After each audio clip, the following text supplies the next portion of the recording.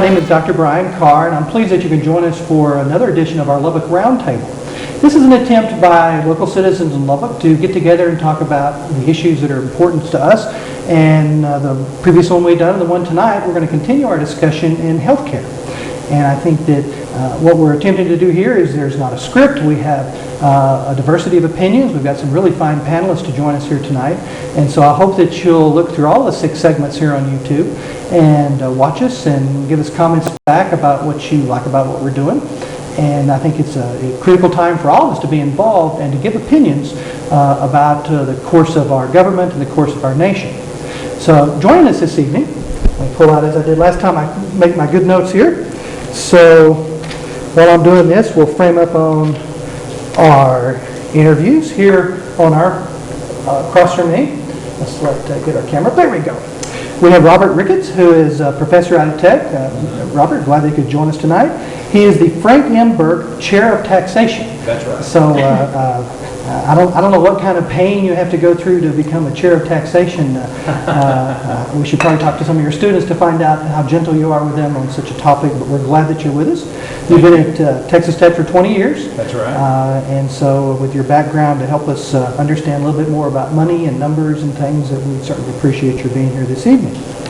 To his left, we have Beth Ashmore. She is with Ashmore and Associate Insurance. Good evening, Beth. Glad that you could be with us. You're a licensed insurance agent for over 30 years. And then you mentioned that you're a past national president of your professional organization. And again, I think that you can help explain to us all of the language explanation as an insurance agent about, from your perspective, what we need to do. So we're glad that you join us. And finally, to her left, we have Chris Winn, who is the Lubbock County Republican Party Chair. Chris, glad that you could be with us this evening. Thanks. And as you said you've been involved in politics. It's a young man, and it's not a dirty word. And it isn't. Politics is not a dirty word, Okay. even though it's causing a lot of fear and consternation in our country right now. And I'm glad that you could be with us so that we could start off and talk about some of these topics. Now, as I said, and then I should turn to my left and tell you that here we have Dr. Mark Scioli. Mark, glad you can join us again. Always ready for battling your scrubs. Yes. Been busy today, Right. whether it's healing the sick or battling with insurance companies or Right. with the regulations of hospitals or government. And I know that you've enjoyed coming in here and having these series Sure. with us, so glad that you can be with us. And so to start off tonight with, as I said, I think our purpose here is to not have anything so pre-prepared that it's lacks maybe the opportunity for some questions. And so as we talk this evening, as you have questions and want to jump in, let's do that. So, Mark, you came from practice today. I heard you talking about some of the frustrations that you've had. Anything today that sticks out in your mind that you had to deal with? Healthcare? Sure. What do you think? Just today, I was asked to sign, on the 11th hour, make a decision regarding a managed care Medicare substitution fund. And basically, I accept Medicare. Happy to do it. I've got a mother and a father who are Medicare age. I don't know that I could look people in the eye and say I will not take care of that population. I'm happy to accept the rates that Medicare has to this point paid us. The new CMS rule, Center for Medicare and Medicaid Services, as written, has just reduced the fees that they're going to pay us by 21%. I'm sure that there's going to be a massaging of that, as there always is, with a last-minute bill. But as it's written, they're going to drop our fees 21% right now.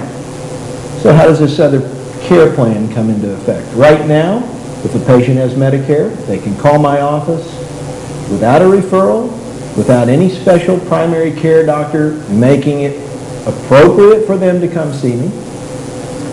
But this plan that sent me a "would you sign up with us" form for Medicare rates will have just those very rules. Oh, by the way, you will get paid the same as if you're seeing a regular Medicare patient, but you have to have double secret special permission to now see our group of people, and that's unacceptable. Those patients will not be seen in my office. I don't need that grief. I would rather take the regular, off-the-street Medicare patient and I'm happy to do it. But I will not see that kind of patient, nor will I see a Medicaid patient under the same guise, where they have to have a special referral from their primary doctor to come see me for 16 cents on the dollar. Sorry. I'll take the regular, good old, standard, poorest of the poor, state Medicaid patient, but don't put any more rules in front of me than that. Any idea how many insurance carriers that you accept? How many different plans? Any idea? The honest answer is probably 50. 50 is probably an average in this market, and that means some plans I may have signed up specially for 2 or 3 patients, and others, because my practice, and I say this because not every doctor in Lubbock probably is on 50 plans. I see patients from Colorado, New Mexico, Oklahoma, Louisiana, all the time. And so I am a little more regional than most physicians. So let's take that as an example. Let me turn over to Beth and ask you. So 50 plans. Yes. Across state lines. One of the current things that we're talking about in the national debate is it's been heralded that why don't we let insurance companies compete across state lines? Right. And yet, as part of the problem, we have 50 carriers, 50 states, 50 different toll-free numbers to call, 50 different pre-authorization people to talk Right. with. Talk a little bit about Okay. that problem of can we come out just with a streamlined Yes. kind of program Right. that makes sense to providers like Dr. Scioli? Okay. To try to put a little history to this ginormous system that we have now, and it is cumbersome. When I first started in the insurance business, pre-cert was not born yet. The majority of the federal and state regulations we now live with were not on the books as of yet. And basically the insurance premium, and this is something, it's very basic, but we've really lost this in the discussion. Insurance typically is state-based. McCarran Ferguson established that in what, 45, in the 40s. It is being cast now as an opportunity for insurers to gouge the public. In my mind, because just to also clarify, as an insurance agent, my job is to coordinate his work with the insurers and with the customer. So I'm getting it from all ends. Truly, lots of hair color. McCarran Ferguson was established basically to protect states' rights. Point number one. So when we start talking about crossing state lines, I think we need to be very thoughtful. Now, our particular agency is licensed in 13 different states, including Colorado, New Mexico, Oklahoma, where a lot of Dr. Scioli's patients live. Secondarily, insurance is basically determining a risk for a premium. Right? So here's the thing about crossing state lines. We're ready for it as an agency.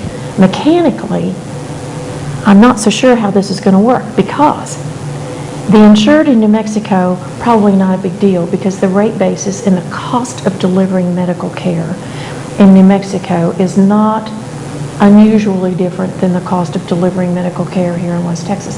In fact, the majority of those people over there come here.